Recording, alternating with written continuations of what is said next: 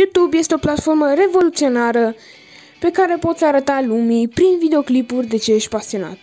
Dar, din păcate, pe nimeni nu o să intereseze. Aici poți găsi de toate, de la videouri de gaming la videouri complet random care nici măcar nu știi de ce caută pe pământ.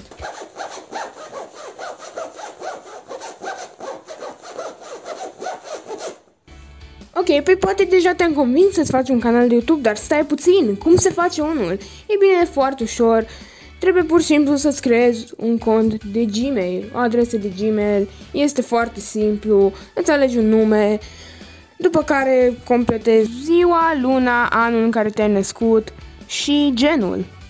După aceea trebuie să-ți alegi o adresă de Gmail. După aceea, creează-ți o parolă, dar vrei să fie puternică ca să nu-ți fure hackerii contul. După ce ai terminat, ai de bifat niște căsuțe și cu siguranță dacă le bifezi nu o să-ți furăm date personale și nici nu o să ne uităm la istoricul tău. Tot ce mai trebuie să faci este să dai click pe creați cont și felicitări, ți-ai creat canalul de YouTube. Ok, dar acum următoarea întrebare e cum postezi un videoclip pe YouTube? Asta e la mintea cocoșului, deci nu trebuie să-ți zic. După ce ai postat primul tău clip, vei observa că pe pagina lui există like-uri, ca pe Facebook, dislike-uri și comentarii. Iar la un moment dat, mai devreme sau mai târziu, în cariera ta de YouTuber, vei întâlni un comentariu ca ăsta.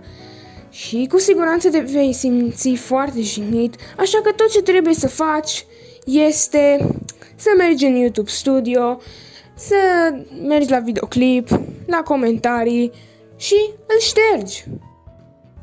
Vai, ce bine, acum dintr-o dată nu mă mai simt jignit. YouTube, broadcast yourself.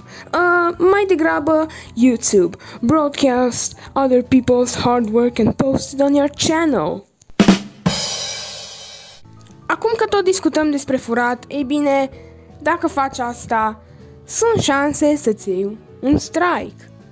Dacă se întâmplă asta de 3 ori, poți să-ți iei adio de la canalul tău de YouTube. sau și mai rău, Poți să-ți iei adio de la bani.